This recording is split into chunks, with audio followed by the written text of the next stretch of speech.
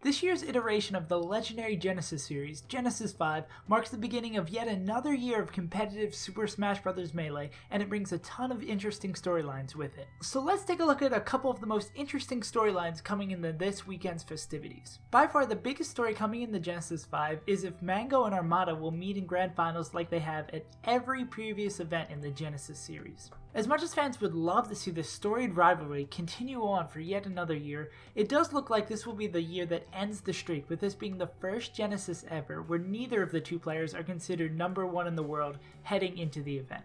The two are projected to meet in winners finals, which mean for the Grand Finals tradition to continue, the loser of the head-to-head is most likely going to have to beat Leffen or Wizzy, Mewtwo King or Plup, and then Hbox to make it back from losers.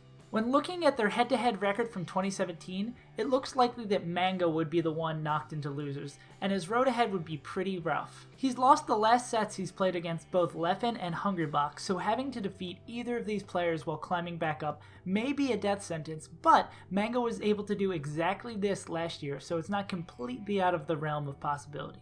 But if by off chance that Armada is the one having to make a loser's run, it looks just as difficult. He'd also be projected to have the walls of Leffen and Hbox in his way, with Leffen potentially being the more frightening to Armada after recently being reverse 6-0'd by him at Valhalla. And alongside either of these crazy losers runs happening, the winner of the head-to-head would have to beat number 1 ranked Hbox to make it in the winner's side of Grands, who they both have losing records against. But the magic of Genesis has made it happen every year so far, so don't be too surprised if it somehow happens again despite the tremendous odds up against it. The remainder of the top 6 all have their own storylines coming into the event, which are also interesting to be looking out for. Starting from the top, we have Hbox, who's attending his first big tournament since Summit 5, where he did not drop a single set and became nearly unanimously considered number 1 in the world.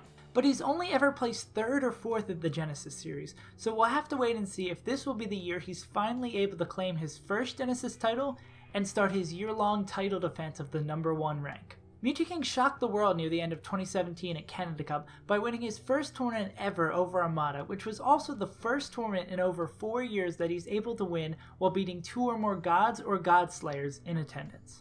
Other than that, Mewtwo King was largely stagnant in 2017 and maybe even devolved a bit in regards to the Ices matchup with his abysmal 1-4 record against Chu last year.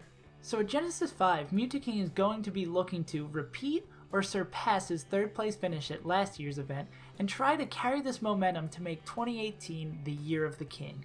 Plup made a single rank jump on this year's rankings to 5th best, largely in part to his 2nd place finish at the Big House 7 with a win over Armada, and taking 1st at DreamHack Atlanta over both Hbox and Mewtwo King. But he comes in the Genesis 5 off an average 5th placing at Summit and a 3rd at Too Hot to Handle, where Rising Star Crush knocked him out in losers finals. So for Plup, Genesis 5 will be about showing fans that he will not be relegated to always placing 5th for another year, and showing Mewtwo King that he should be worried about losing his 4th place ranking.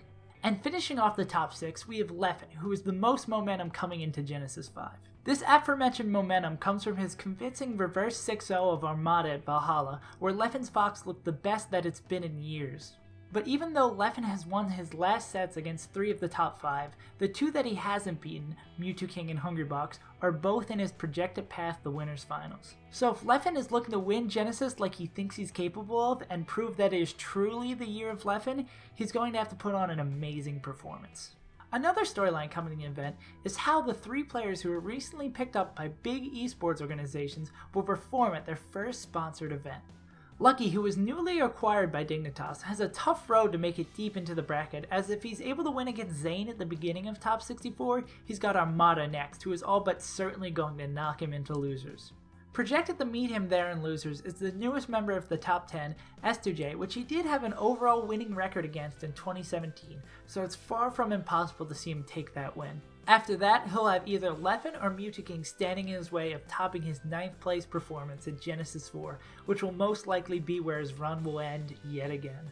Dignitas' other new member, Hugs, is hopefully coming into Genesis 5 with a new fire that we didn't see at the Twitch Holiday Invitational, where he finished in last place and only took 1 set off of Lot. And I can imagine most of Hugs' prep time has been focused on winning his projected first matchup in top 64 against Chudat, who Hugs has never been able to beat in a competitive match.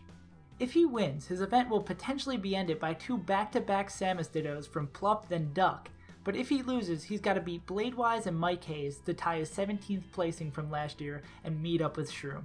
Last of the sponsored players is Michigan's own KJH, who was picked up by Balance Gaming just this week. Sadly, he's the unfortunate soul who has Hungrybox in the first round of Top 64, which means he's going to have to show off his sponsored talent in losers bracket. First off, he's got Kels, who he should be able to best in a Fox Ditto, who is then followed by Nunn, who is a very probable chance to end his run here.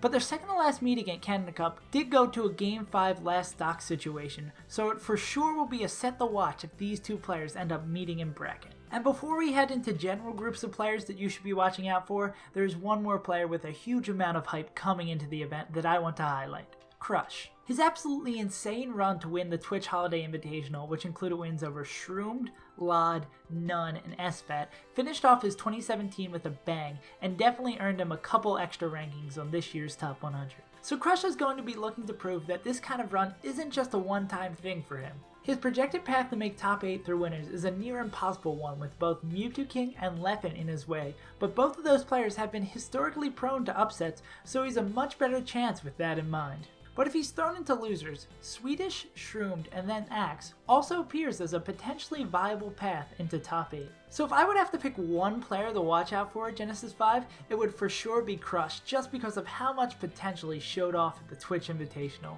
But the main group of people that you should be keeping your eyes out for at Genesis 5 is anyone you think was snubbed on the recent Top 100 rankings, or more interestingly, any players who complained about their ranking or lack thereof on Twitter right after its release. There's never a better time to prove Bowders wrong and put your tech skill where your Twitter fingers are at the first Super Major of the year. The list of who people think were snubbed varies from person to person, but I personally think the underrated players you should be looking out for are Bananas, the Ices from Texas, Reeve from Kentucky, Vortex from New York, and Minnesota's own Absent Page. And going even deeper than that, there's a fantastic article that was featured on r/SmashBros this week from my wonderful friend and fellow Melee Stats member, KB, that talks about 5 players that you probably have never heard of that you should be looking out for at Genesis 5. The link to that article is down in the description, and I'm not going to spoil which 5 players K decided to highlight, but out of those 5, John Wick would be my favorite to be watching out for. And that's about it for this video. Sorry this video is a little bit late. I kind of procrastinated on it, but before I end this off, I'm going to give a couple of my just personal bold predictions from looking through and seeing what's going to happen. I always make some big predictions that are like dramatically wrong, so let's see. So first off, not that big of a wild a prediction. I think top 3 is probably going to be Hungrybox, Mango, Armada. I really hope for Armada Mango Grand Finals, but I don't think it's going to happen.